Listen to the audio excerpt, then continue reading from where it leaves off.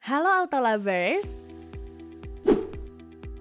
namanya juga politik, pasti banyak banget yang ngejatuhin sana-sini, kritik sana-sini, atau bahkan menghujat sana-sini. Apalagi nih kalau udah ngomongin tentang presiden, semua kubu punya jagoannya masing-masing. Agus Harimurti misalnya, Ketua Umum Demokrat yang menyebut kalau pemerintah sekarang harus terima kasih ke SBY karena banyak proyek yang tinggal digunting pita sama presiden sekarang. Padahal penggarapannya udah dimulai saat pemerintahan sebelumnya. Tapi apa era sebelumnya emang sehebat itu? Mungkin deretan mega proyek ini bisa berbicara.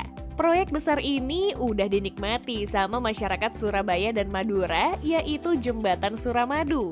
Jembatan ini dibangun pada tahun 2003 sampai 2006 untuk menghubungkan Pulau Jawa dan Madura. Kalau dihitung dari pangkalnya di kota Surabaya dan ujungnya di Kabupaten Bangkalan, jembatan ini tuh menjadi jembatan yang paling panjang di Indonesia.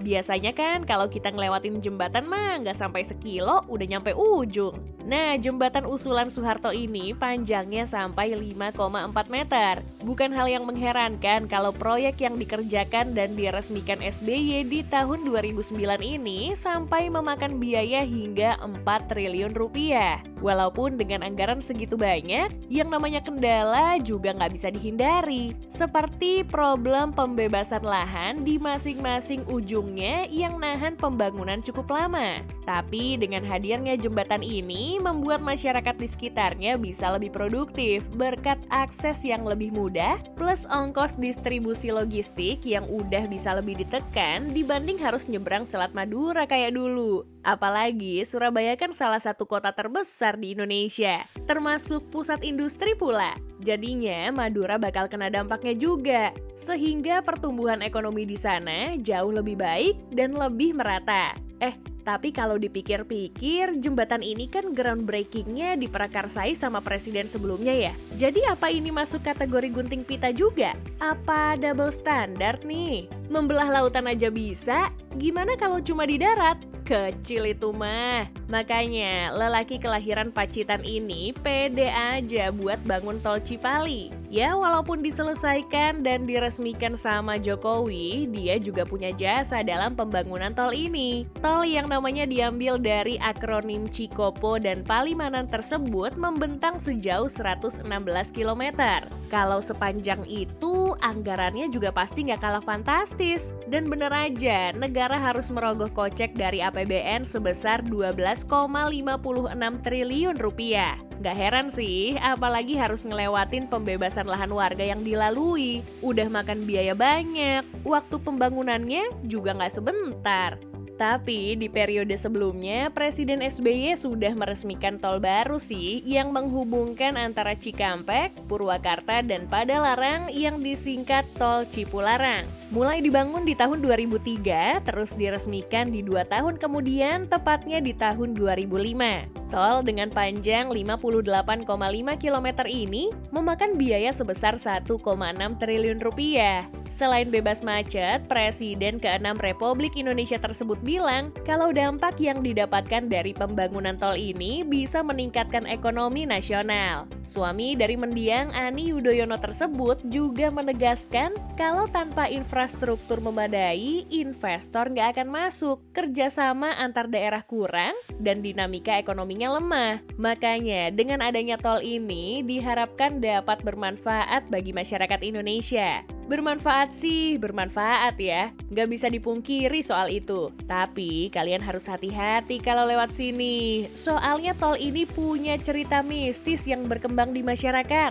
Konon katanya Gunung Hejo yang dilintasi tol Cipularang ini menjadi tempat kerajaan jin. Percaya nggak percaya, udah banyak kejadian yang memakan korban di jalur yang disebut jalur tengkorak ini. Utamanya dari kilometer 60 sampai kilometer 100. Beberapa pengendara bilang kalau sering diganggu makhluk halus di jalur ini. Gak jarang bahkan sampai bikin celaka dan sampai menghilangkan nyawa. Tapi tenang dulu, itu semua ada penjelasan saintifiknya kok. Sebenarnya penyebab utama banyaknya kecelakaan di sini disebabkan karena tikungan tajam dan kontur jalan menurun curam yang praktis menambah resiko kecelakaan di kilometer 60 sampai 100. Makanya kalau kalian ngelewatin tol ini harus hati-hati dan waspada ya.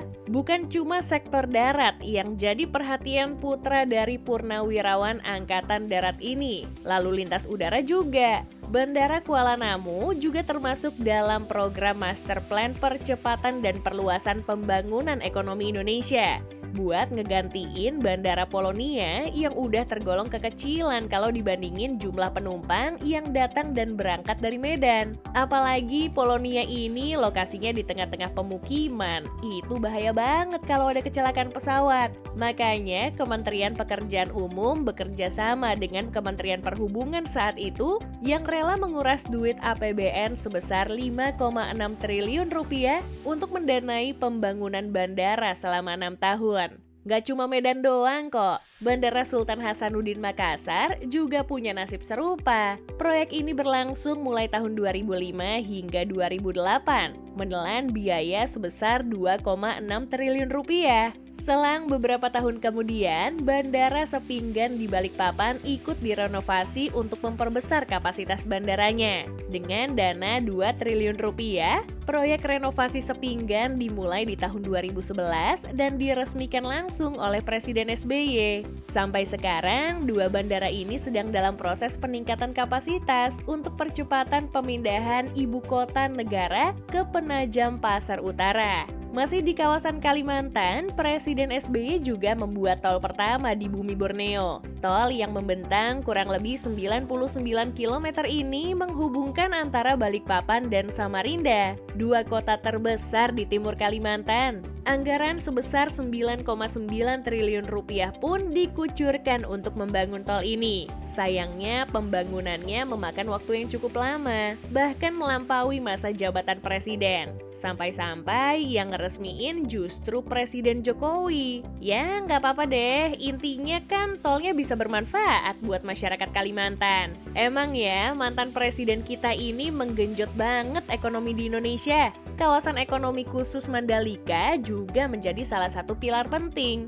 Hah? Mandalika kan baru booming 2-3 tahun belakangan. Kok bisa sih dibangun sama Presiden SBY? Walau baru booming, peletakan batu pertama pembangunan dilakukan pada tahun 2011. Namun rampung totalnya baru di tahun 2021 lalu. Makanya kesannya seperti dibangun di rezim sekarang. Sejak 2011 itu pula, Mandalika sudah diproyeksi buat menyelenggarakan ajang balap motor seperti MotoGP dan WSBK seperti yang kita nikmati sekarang. Bukan cuma pengunjung domestik aja, turis mancanegara juga bakal memadati kawasan ini tiap tahunnya yang secara nggak langsung bakal berdampak sama keadaan ekonomi di sekitar. Nggak cuma Mandalika doang sih sebenarnya, soalnya kan bisa jadi turis-turis yang datang pengen berkunjung ke tempat wisata lain. Jadinya nggak cuma area Mandalika doang yang kena dampak. Semoga cepet rampung deh proyek ini. Buat menyelesaikan pembangunannya, pemerintah harus ngeluarin duit sebesar 30 triliun rupiah demi pembebasan lahan seluas 1035 hektar.